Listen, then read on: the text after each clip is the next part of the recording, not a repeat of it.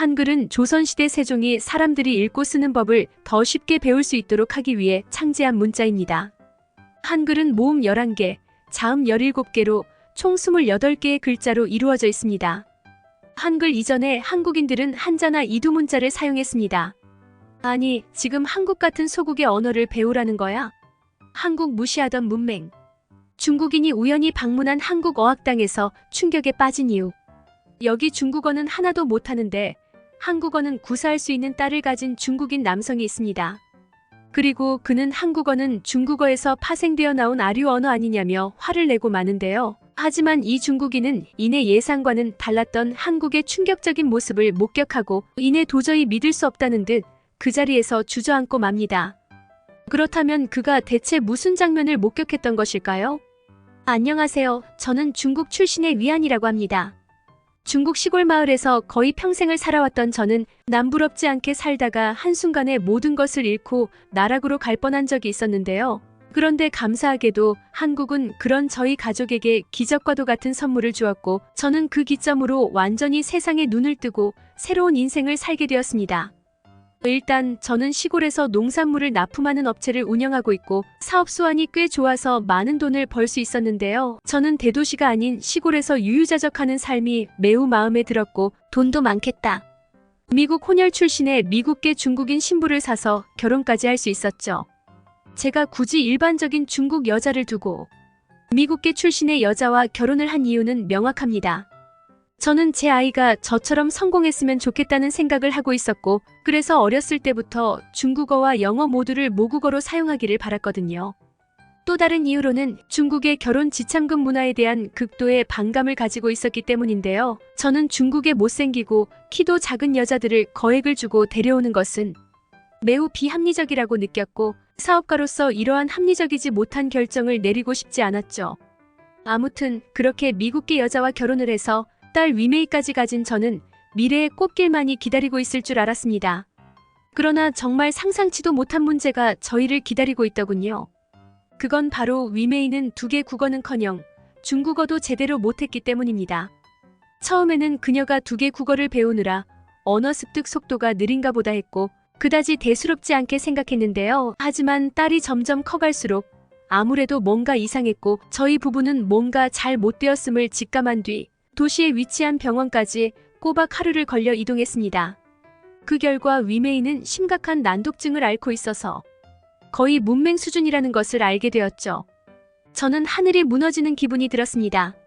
위메이가 난독증을 앓고 있다니 2개의 언어를 가르치려고 한 선택은 오히려 독이 된 것이 아닌지 저는 엄청난 죄책감과 함께 현실 부정 단계까지 이르게 되었습니다.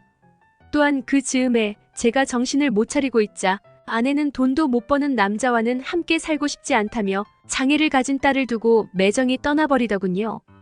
역시나 그녀도 속물적인 중국 여자 중 하나일 뿐이었고 돈으로 사람을 살 수는 없던 모양이었습니다.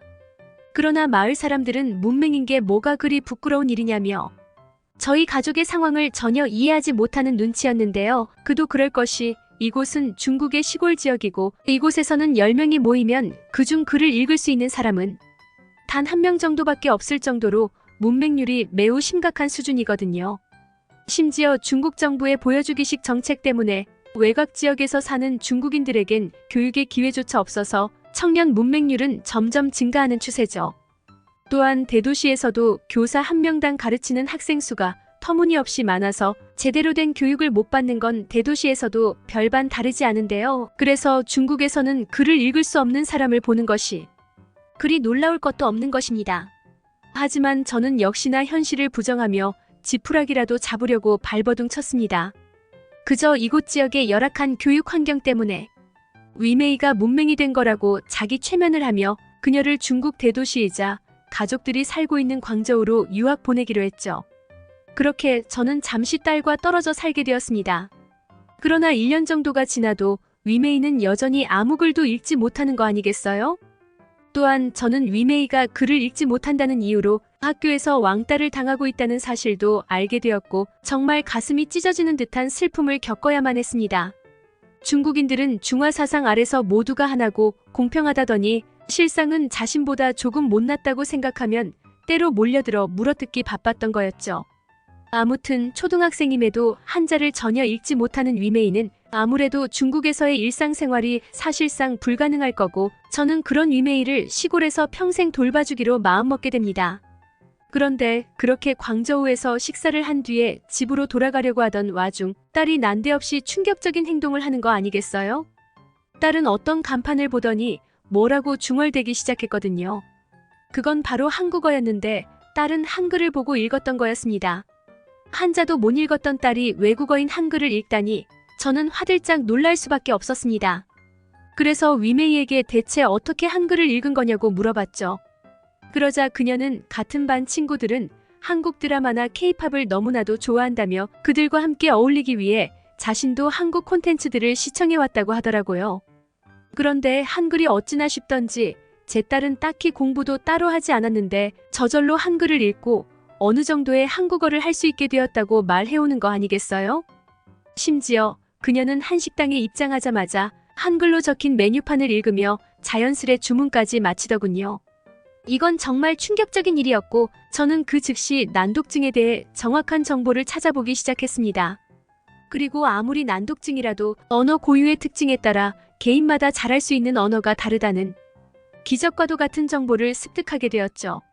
사실 저는 한국어는 중국어에서 파생된 아류 언어라고 배웠는데요. 한자는 못 읽는데 한글은 잘 읽는 딸을 보니 한국어는 중국어와 아예 독립된 언어이자 한글은 한자와는 비교도 안 되게 쉽고 과학적인 우수한 글자였던 것입니다. 저는 위메이를 위해서라면 평생을 살아온 고향까지도 버릴 자신이 있었고 그렇게 저는 마지막 희망이라는 생각에 곧바로 딸과 함께 한국으로 넘어가게 되었죠. 그런데 저는 한국에 도착하자마자 큰 충격을 받을 수밖에 없었습니다. 왜냐하면 한국은 중국 SNS에서 흔하게 보이는 한국은 자원도 없는 가난한 국가로 인프라랄 게 없어서 중국보다 10년은 뒤처져 있는 모습을 보이고 있다는 주장과는 정반대의 모습을 보여주고 있었거든요. 일단 식수부터가 그랬습니다. 한국에서 판매되는 생수들은 뚜껑이 안전하게 닫혀 있을 뿐만 아니라 애초에 이곳저곳에 식수대가 질비해 있어서 딱히 생수를 구매할 필요조차 없었거든요. 그리고 한국에는 분명 자원이 없긴 했지만 수자원만큼은 그 어느 나라보다 풍족한 국가였는데요. 한국에서는 애초부터 세계에서 가장 깨끗한 품질의 물이 나오고 있었고 한국은 세계 최고 수준의 상하수도 시스템을 구비해 둠으로써 883 고품질의 물을 공급하고 있었거든요.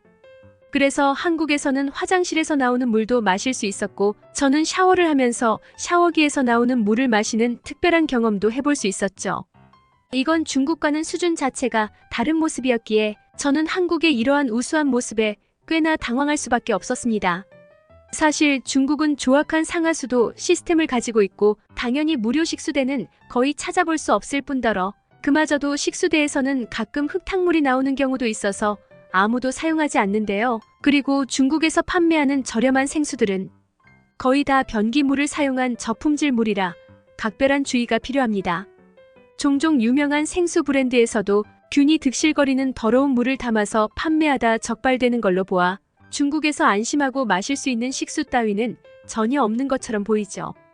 또한 한 번은 중국의 유명 브랜드의 생수를 먹고 응급실로 실려간 중국인이 있었는데 그 물은 변기보다 훨씬 더럽다는 검출 결과가 나와서 피해 보상 이야기가 오갔다고 하는데요. 그런데 알고 보니 그 중국인은 돈을 지불하지 않고 편의점에 진열된 생수를 몰래 마시고 뚜껑을 닫아 놓았다는 것이 밝혀진 적도 있었죠. 그야말로 중국은 서로가 서로를 속이는 비정상적인 사회인 것입니다. 하지만 한국에서는 공용 식수대가 여기저기 설치되어 있음에도 그 누구도 물이나 시설물을 함부로 사용하지 않는 걸로 보아 한국인들은 시민의식 면에서 중국보다 100년은 앞서 있는 듯 보였습니다. 물론 딸도 한국의 물을 너무나도 좋아했어요. 제가 식수가 마음에 들었다면 위메이는 한국에서는 언제 어디서든 뜨거운 물을 사용할 수 있다는 점을 무척이나 마음에 들어 했거든요. 중국 시골은 말할 것도 없고 딸은 중국의 대도시 광저우에 있을 때도 물 때문에 봉변을 당해야 했다고 말해왔는데요. 광저우에서 마저 뜨거운 물을 매우 제한적으로 사용할 수 있고 가끔 정제되지 않은 오염수가 나오기도 해서 딸은 늘 찬물로만 샤워했다고 했거든요. 문제는 위메이는 약간의 결벽 증세가 있어서 찬물로라도 샤워를 했지만 다른 중국인들은 형편없는 물 상태 때문에 톰 씻지를 않았다는 것인데요. 때문에 그녀는 도시 곳곳에서 나는 안 씻어서 나는 악취 때문에 매우 고생했다고 하더군요. 그러나 한국에서는 공중 화장실의 세면대에서 마저 뜨거운 물이 콸콸 쏟아져 나오고 있었고, 심지어 공중 화장실 변기의 비데에서조차 따뜻한 물이 나오는 충격적인 모습을 보여주고 있었습니다. 덕분에 저는 한국에 오자마자 중국의 언론이나 각종 SNS에서 봤던 한국 비하 자료들은 전부 다 거짓이었으며 한국에 열등감을 가진 중국인들이 날조를 했다는 사실을 인지하게 되었죠. 하지만 놀라운 점은 여기서 끝이 아니었습니다. 정부 주도 하에 다른 나라의 문화나 언어를 받아들이려고 하지 않는 극도의 폐쇄성을 보여주는 중국과는 달리 한국은 다양성을 표방하고 있었고, 위메이에겐 다양한 선택지가 존재하고 있었거든요. 한국에는 중국인 학생이 대다수인 학교가 존재해서 얼마든지 중국인들과 교류가 가능했죠. 그러나 저는 남의 뒤통수나 치고 남 괴롭히기를 그 누구보다 좋아하는 중국인들과 위메이를 어울리게 둘 수 없었습니다. 물론 중국 공영방송에서는 한국인들이야말로 겉과 속이 다른 얌체 같은 사람들이며 가난 탓에 제대로 된 교육을 받지 못해 수준이 낮은 사람들이라고 비하해댔지만, 제가 사업으로 만난 한국인들은 매우 수준 높고 교양 있는 사람들이었거든요. 특히나 제가 봤던 한국인들은 약자에게 친절과 도움을 베푸는 착한 사람들이었기에 저는 이런 한국인을 믿고 딸을 한국인들이 많은 일반 학교로 보내게 되었습니다. 그리고 이러한 제 결정은 아주 잘 맞아떨어졌죠. 위메이는 마치 한국어를 배우기 위해 태어나기라도 한 것처럼 순식간에 한국어를 습득했고, 특히나 한국 문화에 맛들인 위메이는 한국어 공부를 재밌어 하기까지 했거든요. 도대체 한글과 한국어가 얼마나 과학적이고 우수한 언어면 장애를 가진 제 딸마저 완벽하게 이해하고 습득할 수가 있는 건지, 저는 한국의 찬란한 문화와 역사에 대해 감탄을 할 수밖에 없었습니다. 그리고 알고 보니 한국의 문맹률은 전 세계 최저라고 했는데요. 물론 한국인들이 고지능을 가진 우수한 민족이라 그런 것도 있지만, 이러한 쉽고 간편한 문자를 가졌기 때문에 문맹률 최저라는 쾌거를 달성한 듯 보였습니다. 그리고 이건 중국과는 수준 자체가 완전히 다른 모습이었죠. 중국 정부에서는 시골 지역의 참담한 문맹률 통계를 의도적으로 배제하고 있고, 중국의 평균 문맹률은 5%밖에 안 된다며 거짓말을 하고 있지만, 중국 대도시에 별다를 것도 없는 처참한 현실을 보면 중국 문맹률은 최소 30%는 넘을 게 확실하거든요.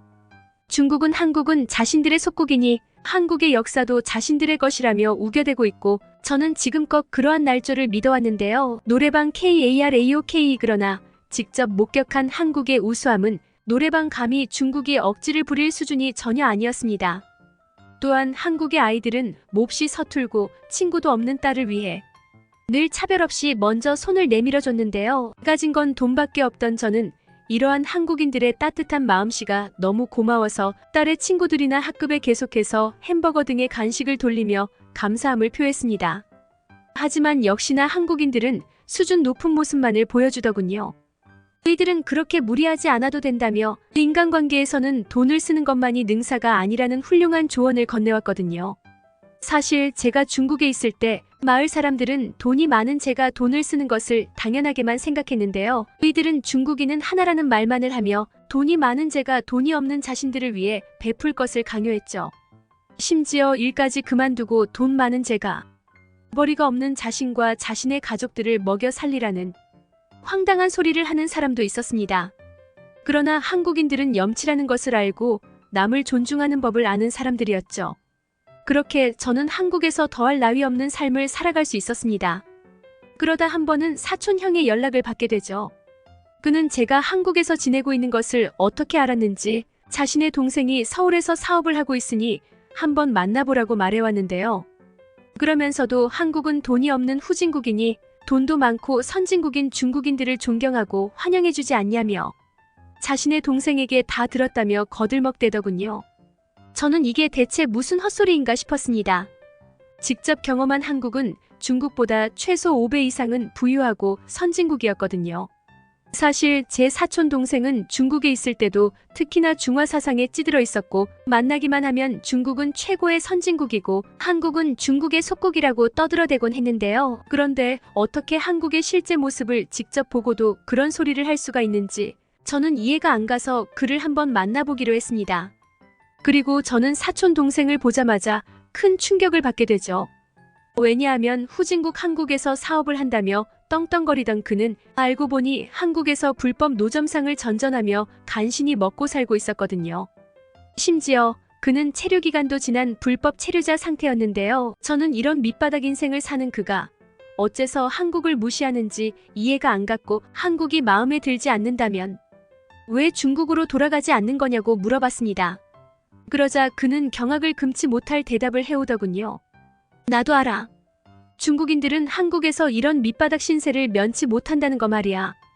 그러나 한국에서 이런 일을 해도 중국에서 보다 몇 배는 많은 돈을 벌 수 있고, 한국은 인프라도 수준급이라 전혀 불편함 없이 살 수 있거든.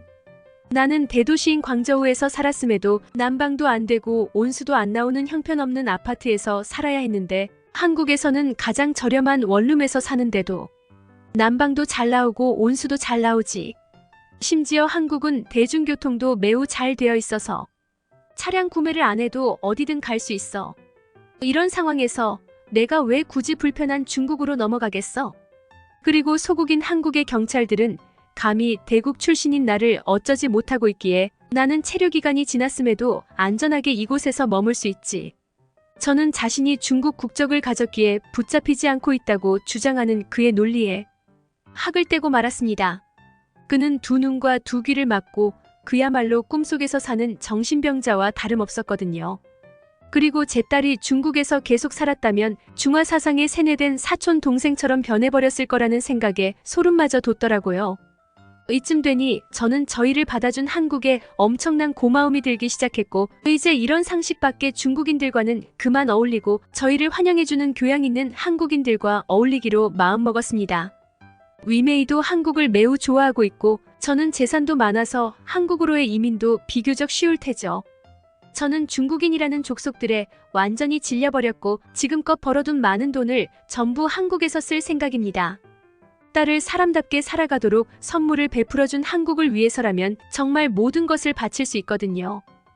물론 제 사촌 동생은 당연히 신고하려고 합니다. 한국에서 돈을 벌어가면서 고마움도 모르는 그의 뻔뻔함에 치가 떨리기도 했고, 한국에 세금 한 푼 안 내는 그가 한국의 인프라를 누리는 것도 꼴 보기가 싫거든요. 한글은 한국의 대표적인 문자이다. 한글은 세종이 인체의 장기를 본떠서 썼다.